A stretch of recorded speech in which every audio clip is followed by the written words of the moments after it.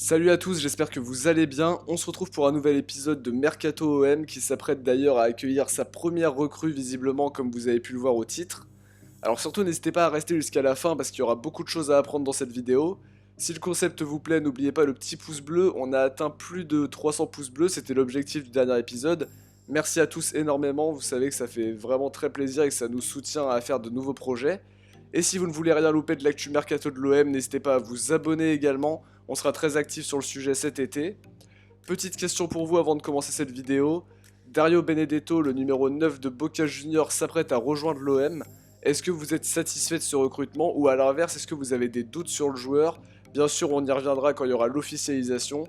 Mais en tout cas, j'aimerais avoir un petit peu votre état d'esprit dans l'espace commentaire. On va commencer directement cette vidéo avec une piste un petit peu inédite. Yanis Hadji, jeune pépite roumaine qu'on a pu voir à l'œuvre notamment pendant l'Euro Espoir, était sur les tablettes de l'OM avant sa signature à Genk en Belgique. Le fils de la légende roumaine George Hadji ne coûtait visiblement que 8 petits millions d'euros, somme que l'OM n'a pas pu mettre en raison de ses finances un petit peu compliquées en ce moment. Ça aurait pourtant pu être un joli coup pour l'OM à frais moindres quand même, hein, et une solution pour compenser numériquement le départ de Lucas Ocampos à Séville. Au niveau de la défense, sachant que Rami ne devrait plus être un joueur de l'OM pendant très longtemps, Zubizarreta aurait activé la piste qui mène au défenseur espagnol de Villarreal Álvaro González, 29 ans estimé à 8 millions d'euros. D'après Marca, la piste serait bien avancée, mais l'Istanbul Basaksehir chercherait aussi à recruter le défenseur espagnol. Malgré ses bonnes prestations, Villarreal voudrait récupérer un petit peu d'argent avec González avant que son contrat prenne fin dans 2 saisons. Sur le plan offensif, on a beaucoup parlé d'Emre Mor, et d'après France Football, l'intérêt ne devait pas être si réel que ça, puisqu'il révèle que le joueur a été proposé à Marseille, et d'après certains bruits que j'ai entendus, il aurait été proposé à tous les clubs de Ligue 1, même si pour beaucoup de clubs il doit être un petit peu cher. Du côté de Zubizarreta, on a dit non à Emre Mor, même si le joueur est prometteur, l'OM ne semble pas vouloir prendre ce pari.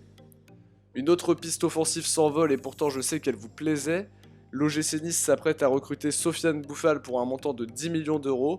L'équipe précise que l'OM était bien un prétendant mais voulait plutôt après avec option d'achat, ajoutant même que le profil plaisait davantage à Zubizarreta qu'à André Villas-Boas. L'équipe nous annonçait aussi que l'OM avait bien réactivé la piste menant à Valentin Rongier. Son club du FC Nantes attendrait une somme de 15 millions d'euros pour le laisser partir. À cause encore une fois des finances marseillaises, le club n'a pas pu encore transmettre d'offres, et un danger vient d'apparaître et il n'est pas des moindres. Selon le média portugais O Jogo, le FC Porto vient mettre son grain de sel dans le dossier. L'ancien entraîneur de Rongier à Nantes, Sergio Conceição, dirige maintenant le FC Porto et voudrait ramener à Porto son ancien leader. Le club portugais aurait même proposé 10 millions d'euros pour convaincre le FC Nantes, tout en incluant dans la transaction Majid Waris et Awaziem qui ont été prêtés la saison passée par Porto à Nantes.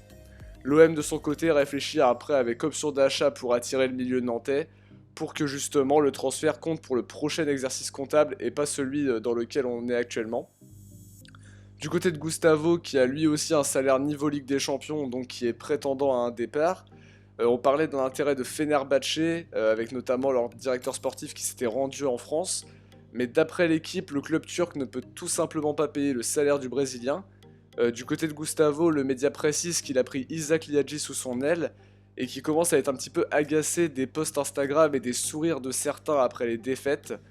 J'ai comme l'impression qu'on s'approche de la fin de Gustavo à l'OM, qui n'a pas l'air satisfait de l'état d'esprit du collectif et qui ne devrait pas s'opposer à un départ en Chine comme il souhaitait le faire au mois de janvier. Pour le dossier Liadji, on annonçait que ça allait bouger, et a priori l'OM a bien avancé sur le dossier. Faut dire aussi que Villas-Boas semble compter sur le jeune ailier à qui il fait confiance pendant les matchs de prépa. Les contacts seraient très avancés si on en croit Guillaume Tarpi qui a des infos plutôt assez fiables. Info confirmée par l'équipe d'ailleurs, qui annonce un entretien entre Zubizarreta et les agents de Liadji, pendant lequel le directeur marseillais a évoqué le projet du club et a même proposé un contrat de 3 ans avec 2 ans d'option. Pour Benedetto, justement, on arrive au terme de ce feuilleton. On annonçait même une offre de 13 millions formulée par l'OM à Boca, ce qui avait été confirmé par RMC au début de cette semaine. Le joueur est intéressé et l'OM compte finaliser ce dossier rapidement. Boca attendrait 16 millions pour son buteur, et du côté de beIN Sport, on annonce une négociation qui aurait été possible en dessous des 15 millions. Di Marzio justement a mis un petit peu la puce à l'oreille en annonçant que les négociations entre l'OM et Boca devraient aboutir dans les prochaines heures. Ce matin justement, l'agent de Benedetto confirme au micro de Fox Sports que l'accord est total entre l'OM et le joueur. Il reste donc plus qu'à négocier avec Boca, chose justement qui aurait été faite ce soir. Tancredi Palmieri annonce sur son compte Twitter que Benedetto à l'OM se serait fait pour un montant de 16 millions d'euros et le joueur pourrait rejoindre le groupe en stage aux États-Unis. Donc on est bientôt à l'épilogue de ce dossier et visiblement Benedetto devrait être notre premier recrue de ce mercato. Pour le dossier du latéral gauche, Reza Durmizi de la Lazio est toujours pisté. Pour la presse italienne, le joueur a même refusé de rejoindre le Beşiktaş alors même qu'un prêt avec option d'achat de 6 millions d'euros avait été accepté par la Lazio. Le joueur privilégierait une signature à l'OM, il faut prendre ça au conditionnel, et qui eux ne seraient pas prêts à débourser autant pour lui. Au niveau des départs, d'après La Provence, qui confirme les contacts justement entre des recruteurs anglais et Hiroki Sakai ces derniers temps, mais qui affirme que le joueur se sent très bien à l'OM et qu'il ne compte pas partir cet été.